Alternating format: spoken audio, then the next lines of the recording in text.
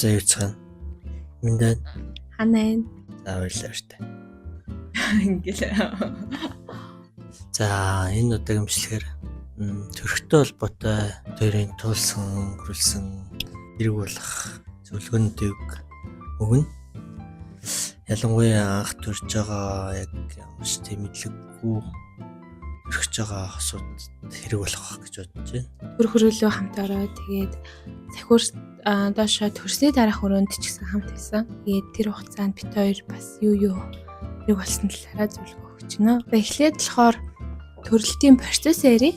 За би болохоор одоо илүү тээлттэй 41 мэдээлэлтэй дээрээ ер нь бол мамаагаа гаргасан. Тэгээд бит хоёр чинь 40 мэдээлэлтэй болчоод ихний лагстерийн яаралтай дээр очиж үзүүлээ. Тэгээд физик хэмжлэгэнд явахаар болсон. Тэгээ нэгтгэс нь 3 хоног физик хэмжлэгэнд явсан. Ер нь их өвдөж хөвдөөгүй тэгээд хоног нь толцсон болохоор хоног тулцсан болохоор санаа зовоод бас ураг маань яаж байгаа юм бол гэхэд яралтай дээр очиж үзүүлээ. Тэгээд физик хэмжлэгэнд орохоор болсон. Тэгээд физик хэмжлэг нь аюу гоё юм лээ. Тэгээд 3 хоног физик хэмжлэгэнд явсан. Тэгээд 3 дахь өдөр нь болохоор ер нь бол миний гээд ер нь сав жоохон өвдөлт өгөөд байгаа юм шиг ингээд доош цусмас гараад эхэлсэн л дээ. Тэгээд бид хоёр шинжилгээнүүд аваад дахиад яаралтай дээр 3 очоод тэгээд тэр өдрөө хэвтгэр болсон. Тэгээд хэвтгэхдээ болохоор илүү тээлтгээд эрсдэлтэй жирэмсний тасаг гээд төрхийн өмнөх тасаглаа орсон. Тэр тасаглаа ороход бол жоох хэцүү байсан. Одоогоор засвартай юм байл л дээ. Тэгээд тэнд 1 хоног хоноод шүнжэнгөө дуушиж өвдөөд тэгээд өглөө нь миний яж байгаа савны амсар нэгдэхгүй. Тэгээд өглөө нь үзүүлээд ашгүйнийг төрөх тасаглуугаа шилжихэр болсон байсан. Тэгээд төрөх тасаглуугаа шилжээд төлбөртөө өрөөнд нь ороод тэр хамт яг төрөх процесстайгаа хамт орсон байгаа. тэр хонд болохоор би төрхийн өмнөх өрөөнд ороход ер нь бол гадаа машинтаа хэлсэн. Тэгээд оройн болохоор гэртээ хараад төлбөртөө өрөөнд хамтдаа сахиуртайгаа оржуулдаг. Тэгээд тэр чинь ороод үзлэгээ хийлгээ. Тэгээд ер нь бол усаа ахлуулаад бүр сэдэлтийн тусал хийлгээд нэлээд юм болж оройн нь төрсөн те. Штэ төлбөртөө өрөөнд ороод оройн нь шүнхийн өдөр шилжээд 2 цагт төрсөн. Тэгээд нэлээд өвдчил төрсөн юм шиг санагдаад байгаа штэ. Тэгээд төрөх үеийг харах ямар байсан.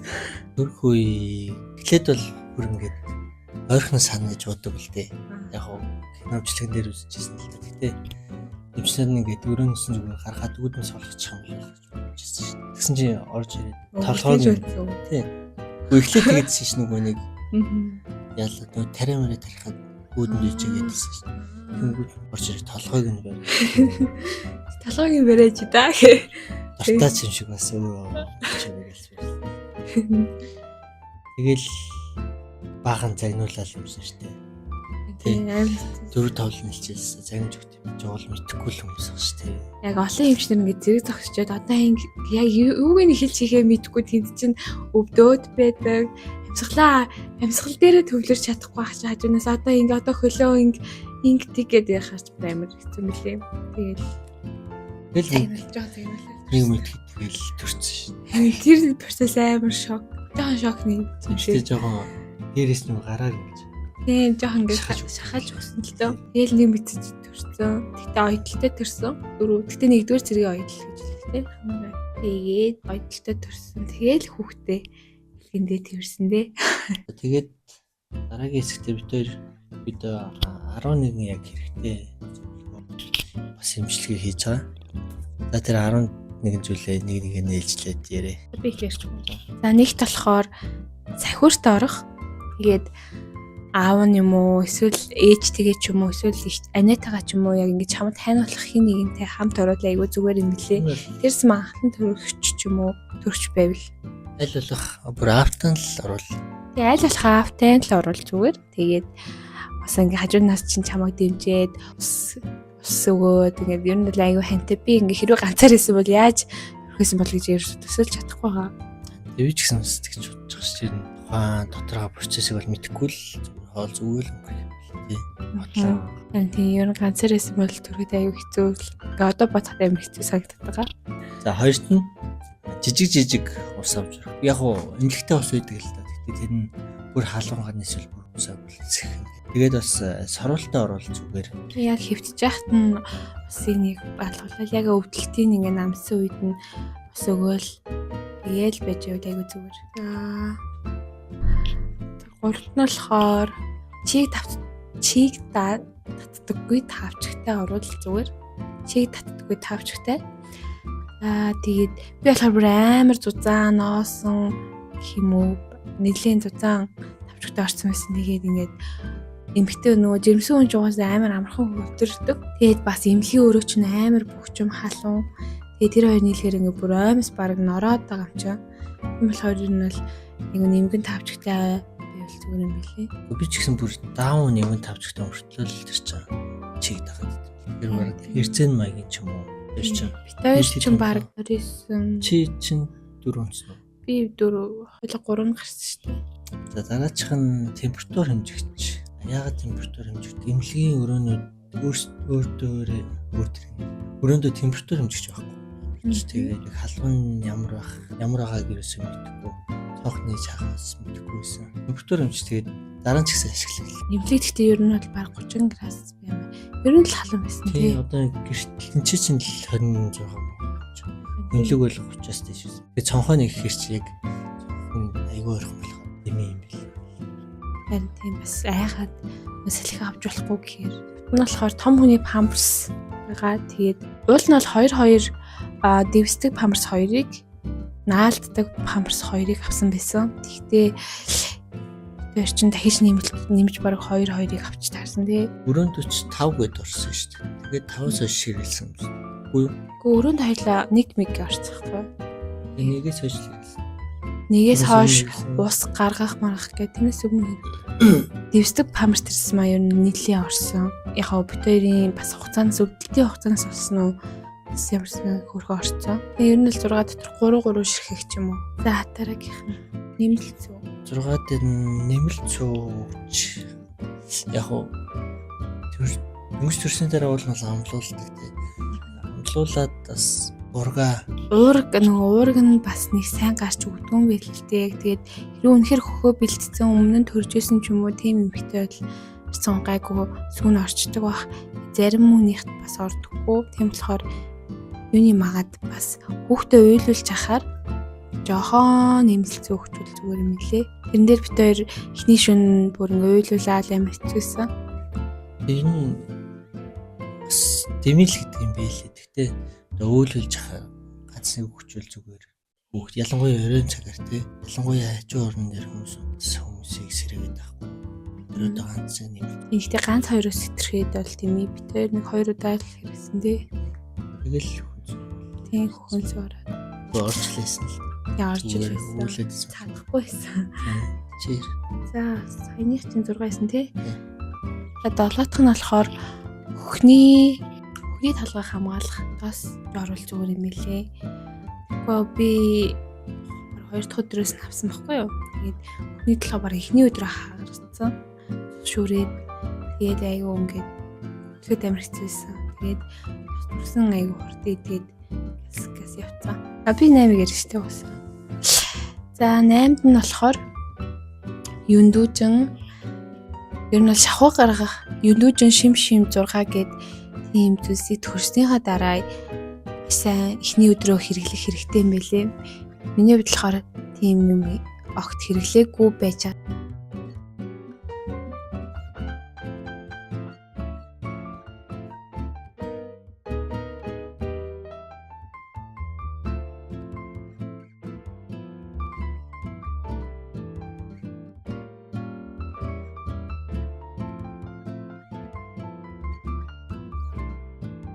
Хэрэглэе л энэ. Ялангуяа тэр юндүүч юм лөө. Тэрийг за ёстон миний ганц ирэх гэдэг шийдв. Хитэн чинээ ирэх.